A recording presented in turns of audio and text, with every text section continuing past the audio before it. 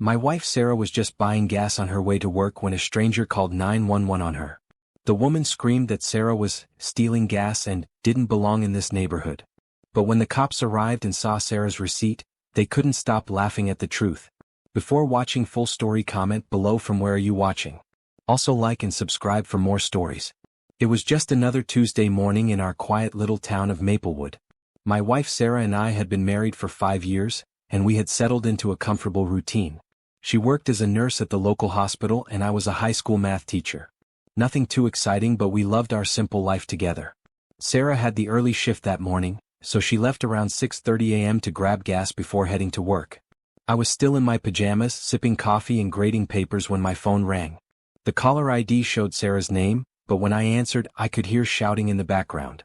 "Honey, you're not going to believe what's happening," Sarah said, her voice shaking with a mix of anger and disbelief. "What's wrong? Are you okay?" I asked, immediately worried. "I'm at Murphy's gas station on 5th Street, and this woman just called the police on me." "What? Why?" "She thinks I'm stealing gas." I nearly choked on my coffee. "Stealing gas? How does someone steal gas?" "That's what I said. But she's standing here screaming at me, saying I don't belong in this neighborhood and that I'm obviously up to no good. The cops are on their way." My heart started racing. Sarah was one of the kindest, most honest people I knew. She wouldn't steal a penny from a fountain, let alone gas from a station.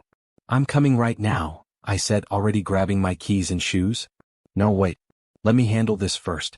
If the police are coming, I want to clear this up properly." "But Mike, I'm so embarrassed. Everyone's staring at me." The pain in her voice made my chest tight.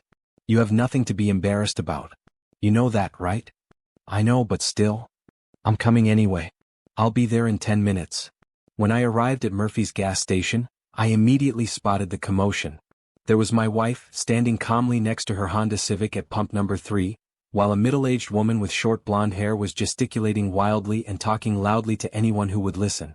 This woman, who I would later learn was indeed named Karen Wilson, was wearing a bright pink tracksuit and had the kind of haircut that screamed, "I want to speak to your manager."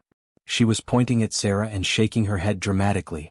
"I'm telling you, she's been here for 20 minutes just standing around," Karen was saying to a small crowd of onlookers. "Who takes 20 minutes to pump gas? She's obviously casing the joint or something worse." I parked quickly and jogged over to Sarah. She looked tired and frustrated but was maintaining her composure beautifully. "Hey, sweetheart," I said, giving her a quick hug. "You okay?" "I'm fine, just confused," she replied. "I literally just finished pumping gas and was about to leave when she started yelling at me." Karen noticed me approaching and immediately turned her attention to me. "Oh great. Another one. Are you two working together?" "Working together to do what, exactly?" I asked, genuinely puzzled. "Don't play dumb with me." I saw her standing here, not pumping any gas, just looking around suspiciously. Then she starts messing with the pump for way too long. Nobody takes that long to pump gas unless they're up to something. Sarah held up her receipt. "Ma'am, I have my receipt right here. I paid for $47.83 worth of gas, just like I do every week." Karen squinted at the receipt but didn't take it. That could be fake. Anyone can print a fake receipt these days. At this point, I had to bite my tongue to keep from laughing. The situation was so absurd that it felt like a comedy sketch. "Why would someone fake a gas receipt?" I asked. "To cover up their crime, obviously." Karen huffed. Just then we heard sirens in the distance. 2 police officers pulled up in their squad car just as Karen was reaching the peak of her dramatic performance. Officer Martinez, a stocky man in his 40s, and Officer Chin, a younger woman with kind eyes, stepped out and assessed the situation. "All right, what seems to be the problem here?" Officer Martinez asked. Karen immediately rushed over to them, talking a mile a minute. "Officers, thank goodness you're here. This woman has been loitering around this gas station for over 20 minutes, acting suspiciously. I think she's trying to steal gas or scope the place out for a robbery or something." Officer Chen looked at Sarah, who was still holding her receipt. "Ma'am, can you tell us what happened from your perspective?" Sarah took a deep breath. "I stopped here on my way to work to get gas, just like I do every Tuesday morning. I pulled up to pump 3, swiped my credit card and filled up my tank. It took maybe 8 or 10 minutes total. When I was putting the nozzle back and getting my receipt, this lady started yelling at me, accusing me of stealing." "She's lying," Karen interjected. "I was watching her the whole time. She wasn't pumping any gas." Officer Martinez held up his hand. Ma'am, please let us handle this. Do you have your receipt? Sarah handed over the small piece of paper. Officer Chin looked at it and immediately started chuckling. What's so funny? Karen demanded. Officer Chin showed the receipt to her partner, who also started grinning. Ma'am, Officer Martinez said to Karen, this receipt shows that she purchased $47.83 worth of premium gasoline at 7:23 a.m. It's currently 7:31 a.m. Karen looked confused. So what? So that means she's been here for 8 minutes, not 20. And she clearly paid for and received the gas. But I saw her just standing there. Officer Chin stepped forward with a patient smile. Ma'am, can I ask what you were doing during this time? I was getting gas too at pump 1. And how long did it take you to pump your gas? Karen paused, looking uncertain for the first time. Well, I had to clean my windshield and check my oil and organize my purse and... So you were here for a while too? That's different. I was doing legitimate things. Officer Martinez looked at the receipt again and chuckled. Ma'am, there's something else you should know about this receipt. What now? Karen asked impatiently. The timestamp shows exactly when the transaction was completed. But there's also a pump number and duration. According to this, your wife dispensed 12.7 gallons of premium gas in 6 minutes and 34 seconds at pump 3. He showed the receipt to everyone gathered around. These are all normal numbers for filling up a mid-size car tank. But Officer Chin wasn't done. She had been looking at something else on the receipt, and her grin was getting wider. There's actually something else interesting about this receipt, she said. We all looked at her expectantly. It's got a customer loyalty number on it. Mrs.? She looked at Sarah. Sarah Johnson, my wife replied. Mrs. Johnson, this shows you've been a Murphy's Rewards member for 3 years, and you've earned enough points for a free car wash. The system shows you come here every Tuesday morning around this same time. Karen's face was starting to turn red. Well, that doesn't prove anything. Officer Martinez pulled out his notepad. Actually, it kind of does. Ma'am, what's your name? Karen Wilson, and I demand you arrest this woman for what exactly? Karen sputtered. For being suspicious. Being suspicious isn't a crime, Mrs. Wilson. But filing a false police report is. The color drained from Karen's face. False report? I saw what I saw. Officer Chin stepped in with a gentler tone. Mrs. Wilson, I understand you thought you were being a good citizen by reporting suspicious activity. But sometimes our perceptions can be wrong. Mrs. Johnson has clearly done nothing illegal. She's a regular customer who purchased gas normally and has the receipt to prove it. By now, a small crowd had gathered to watch the drama unfold. I noticed several people were recording with their phones and I cringed thinking about how this might affect Sarah later. But then something unexpected happened.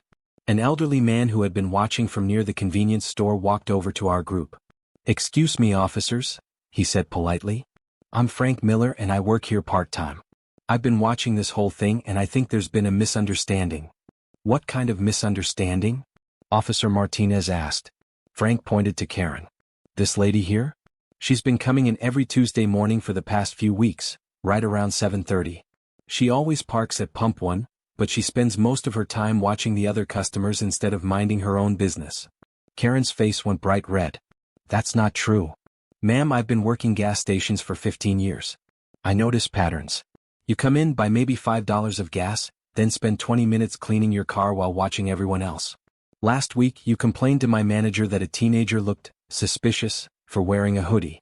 The week before, you wanted us to call the police on a man because he was taking too long to decide which snacks to buy. The officers exchanged glances. Frank continued, and this lady, he pointed to Sarah, she's one of our most regular customers. Comes in every Tuesday, fills up her car, sometimes grabs a coffee, always polite, always pays. Never caused a problem in 3 years. Officer Chen looked at her notepad. Mrs. Wilson, is this true? Have you made multiple complaints about customers here? Karen looked around at all the faces staring at her. I'm just trying to keep the neighborhood safe. From people buying gas? Officer Martinez asked dryly. Frank wasn't finished. Officers, there's something else.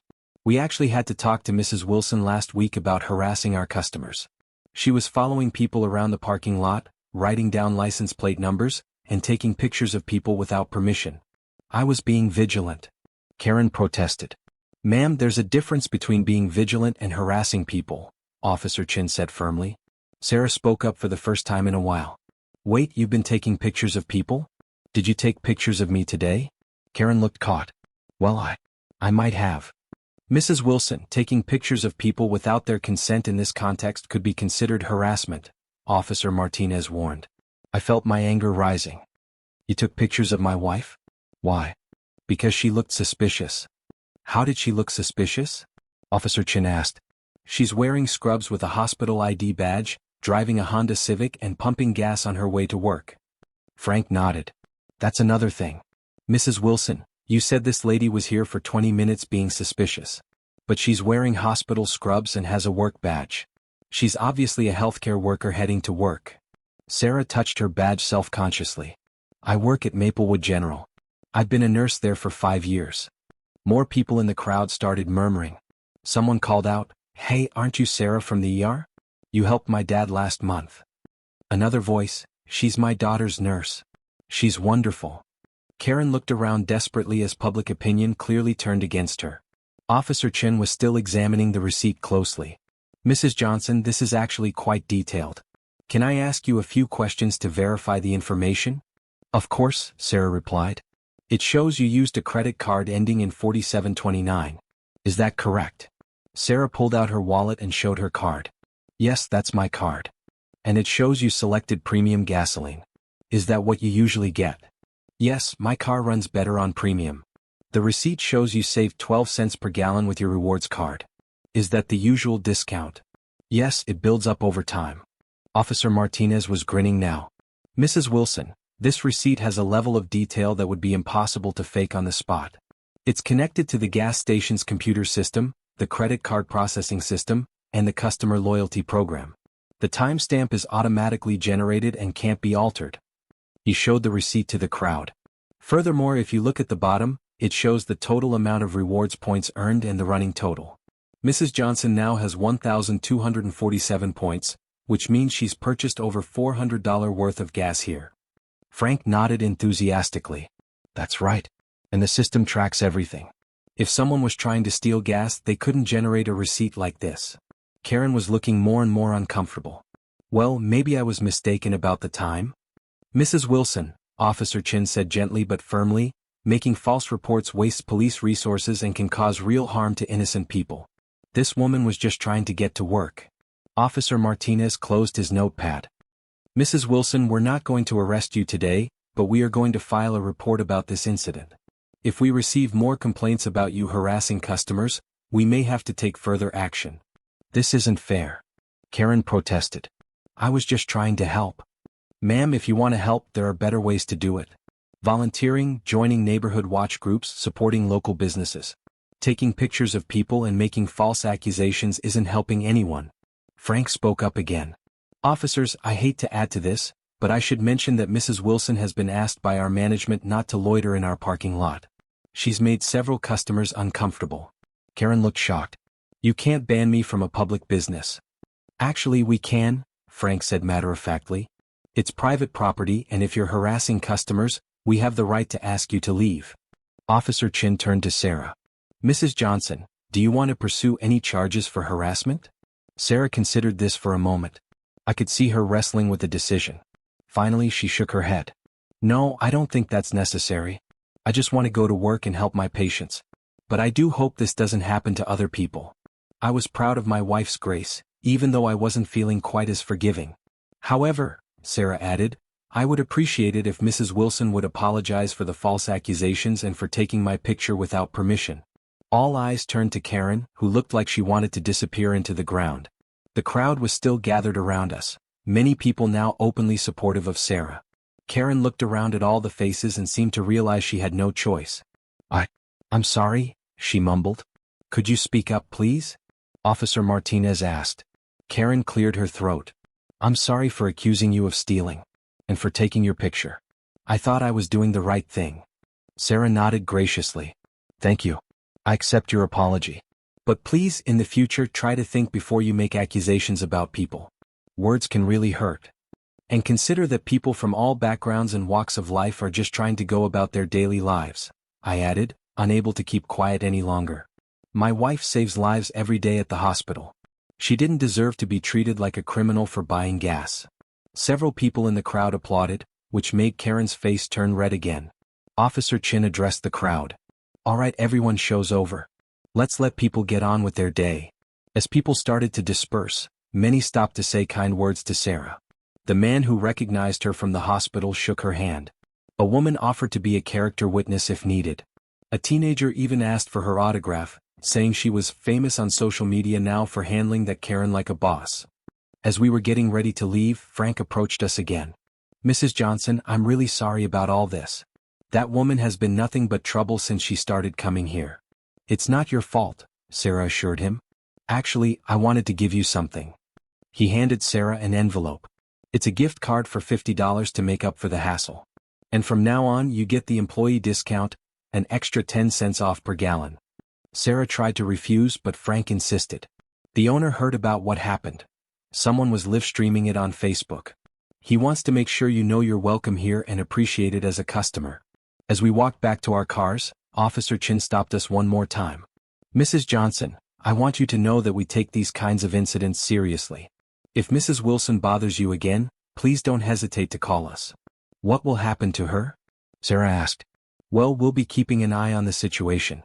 And if she continues to harass people, she could face charges for disturbing the peace or harassment. Sometimes people like this need to face real consequences before they change their behavior." Officer Martinez added, "The good news is this whole thing was recorded by multiple people, and your receipt proves everything you said. If this ever comes up again, you have plenty of evidence that you did nothing wrong." Sarah went to work and I went home to get ready for school, thinking the incident was over. But around lunchtime I started getting text messages from friends and family. "Dude, is that Sarah in this video? Your wife is trending on TikTok. Sarah's famous. Hashtag receipt justice is everywhere." I quickly opened social media and discovered that the gas station incident had gone viral. Someone had posted a video with the caption, "Karen calls 911 on nurse buying gas. But the receipt proves everything." It had been viewed over 100,000 times in just a few hours. The comments were overwhelmingly supportive. "This nurse handled it with such grace. Karen got served by a gas receipt faced with tears of joy. Imagine calling the police on someone for buying gas normally. We need more people like this nurse and fewer people like this Karen. The way she stayed calm while being accused of a crime she didn't commit, class act." But there were also comments that made me worried. "Someone needs to find out where this Karen lives. Let's make her famous for all the wrong reasons. Karen Wilson from Maplewood is about to learn about consequences." I immediately called Sarah. "Honey, you need to see social media. This whole thing has gone viral." "Oh no," she groaned. "Is it bad?" "Actually, most people are on your side. You're being called a hero for how you handled it. But I'm worried about Karen. Some people are talking about doxing her. That's not what I want. I just wanted to clear my name and go to work." That evening, as Sarah and I were making dinner, our doorbell rang. Through the window I could see it was Officer Chin. "Good evening," she said when I opened the door. "I hope I'm not bothering you, but I wanted to follow up on this morning's incident." "Of course, come in. Is everything okay?" Sarah joined us in the living room, still in her scrubs from her shift. "Well, there have been some developments. First, the good news. The gas station owner wants to formally thank you for how you handled the situation. He said you represented his business well by staying calm and professional." "That's very kind," Sarah said. "The other news is more complicated. The incident has gone viral online, and Mrs. Wilson is getting a lot of negative attention. She's received hundreds of angry messages and phone calls. I felt a pang of sympathy despite everything. That's not what we wanted." "I know, and that's why I'm here. Mrs. Wilson actually asked me to contact you. She wants to make a more formal apology, and she's hoping you might consider making a public statement asking people to leave her alone." Sarah and I looked at each other. "What do you think?" she asked me. "It's your call. You're the one she wronged." Sarah was quiet for a moment, then nodded. "I'll do it. I don't want anyone to be harassed even if they were wrong." Officer Chin smiled. "I was hoping you'd say that. Mrs. Wilson is waiting outside in my car. Would you be willing to speak with her?" A few minutes later, Karen Wilson was sitting in our living room, looking nothing like the aggressive woman from the gas station. She was clearly embarrassed and upset, her eyes red from crying. "Mrs. Johnson, I want to apologize again, properly this time. I was completely wrong about everything." Sarah sat across from her with remarkable composure. "I appreciate that. But I'm curious, What made you think I was doing something wrong? Karen was quiet for a long moment. Honestly, I've been having a hard time lately. My husband left me 6 months ago, I lost my job, and I've been feeling angry and suspicious about everything. When I saw you at the gas station taking your time, I jumped to conclusions. But why me specifically? Karen looked down at her hands. Because you looked different from what I expected to see in that neighborhood. I made assumptions based on things that don't matter. It was prejudiced and wrong. I appreciated her honesty even if it was hard to hear. I've been getting death threats all day, Karen continued. People found my address, my phone number, everything. I know I brought this on myself, but I'm scared. Sarah's expression softened. I'm sorry people are threatening you. That's not okay either. Would you consider asking people to stop? I know I don't deserve your kindness after what I did, but I don't know what else to do. Sarah didn't hesitate. Of course, nobody deserves to be threatened or harassed. That evening, Sarah posted a video on the social media accounts that had been created in her honor. Apparently, fans had made them without her knowledge. Hi everyone. I'm Sarah Johnson, the nurse from the gas station video that's been going around. I want to thank everyone for the support, but I also want to ask for something important. What happened this morning was upsetting and I'm glad the truth came out. But I don't want anyone to be harassed or threatened because of this incident. The woman who made the false report has apologized, and I've accepted that apology. As a nurse, I see people at their worst moments every day, and I know that hurt people sometimes hurt other people. That doesn't excuse wrong behavior, but it helps explain it. Please don't send threatening messages or try to find personal information about anyone involved in this incident. Let's use this as a learning moment about making assumptions and treating each other with kindness. The video got almost as much attention as the original incident, with most people praising Sarah's compassion. Over the next few days, the story continued to spread, but the focus shifted. News outlets picked it up as a story about racial profiling, about viral justice, and about the power of staying calm in difficult situations. Sarah was invited to appear on local TV shows, but she declined most of them. I just want to get back to normal life, she told me. However, she did agree to one interview with the local newspaper, where she talked about the broader issues the incident raised. This isn't really about gas receipts, she was quoted as saying. It's about how we treat each other, especially people we don't know. I was lucky that I had clear evidence I'd done nothing wrong. But what about people who don't have that kind of proof? What about situations where it's one person's word against another's? The article went on to discuss the statistics about false reports and their disproportionate impact on certain communities. 2 weeks after the incident, Sarah got a call at work. Is this Sarah Johnson? The nurse from the gas station? Yes, who's calling? This is Karen Wilson.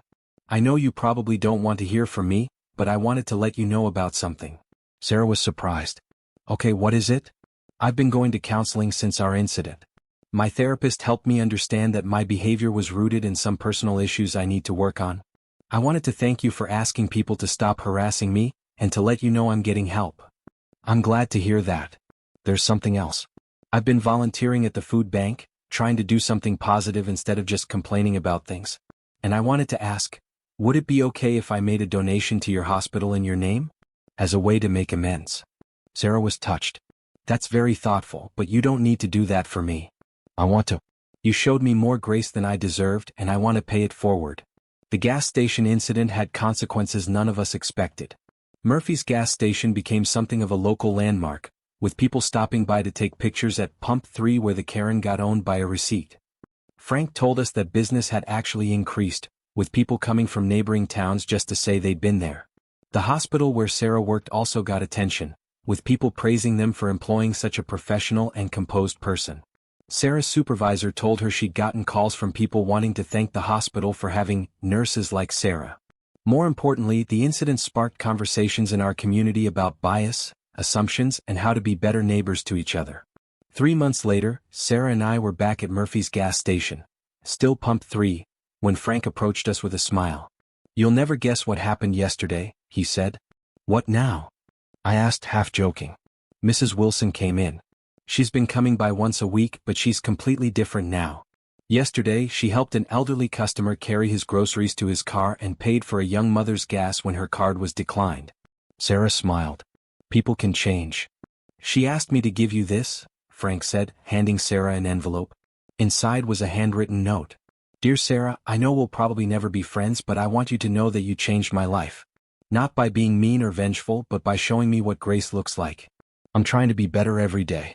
I donated $500 to the children's ward at your hospital in your name. Thank you for helping me find a better version of myself. Karen. Sarah wiped away a tear. I never expected this. Maybe that's the real lesson, I said. We never know how our actions might affect someone else.